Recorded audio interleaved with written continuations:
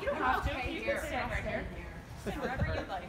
I don't even know why I'm in this. Can you hear me? But they don't answer. I guess you can. We're recording. Oh, you're recording. All right. Thank you. Thank you. All right. What happens now? Sorry? Yeah.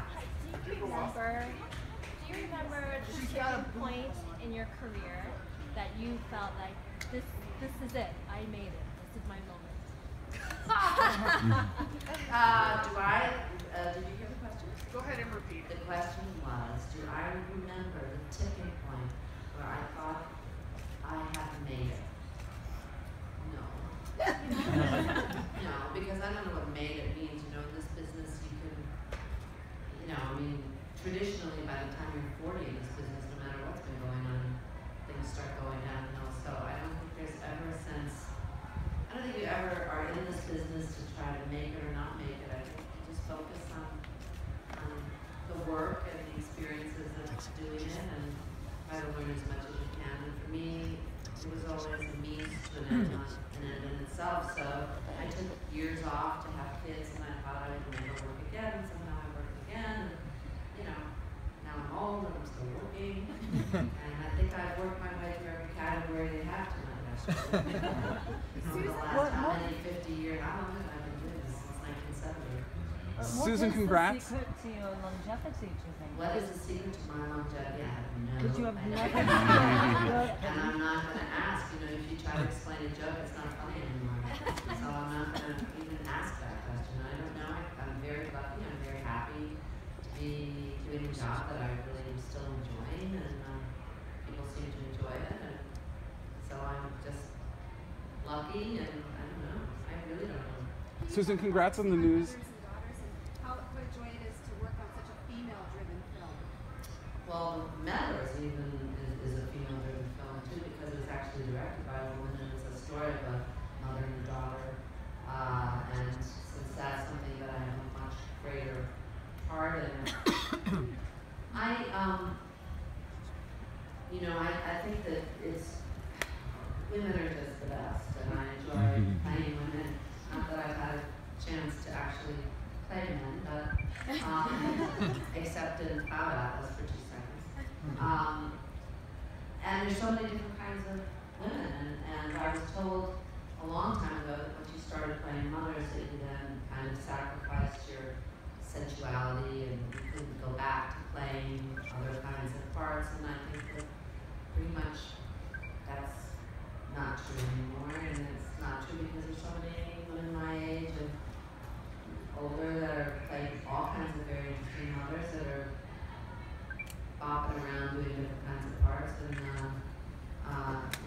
I just find women fascinating, and I love them, and the bond between a mother and a daughter is very, very special and complicated, and now I have a female grandchild, and that's even better, it just like takes it to the next degree, so I feel very Susan, speaking of news of another grandchild, we heard that Ava's pregnant again. Congratulations. Yeah, How do you have a little boy next. How do you feel about becoming a grandmother again?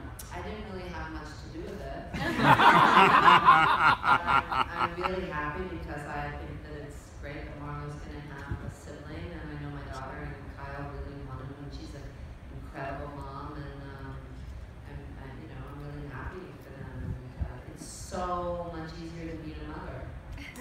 Anyone who's here knows that has become a grandmother. You just don't have that constant worry that's in your mind all the time when your kids are grown. With a grandchild, I can't wait to grow up there. What do they call you?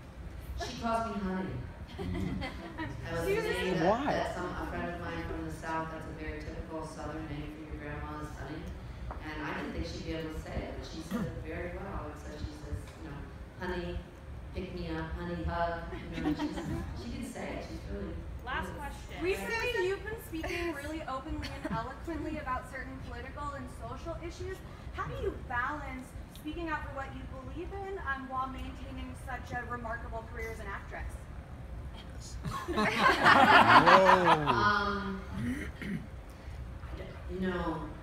I don't really look at things until you ask me that question. I don't look at things from the outside. I think that as a citizen, we're very lucky to be able to voice our enthusiasm for people and to be able to give out information, and people don't have it. When you're connected to the media, you're in a really blessed place to be able to speak for people that don't have voices, or to be able to give information that people aren't getting, because the media now is very corporate and all.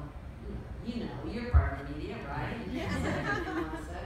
And so I don't worry about balancing it. I find that really the only things I've ever regretted in my life are things I haven't done.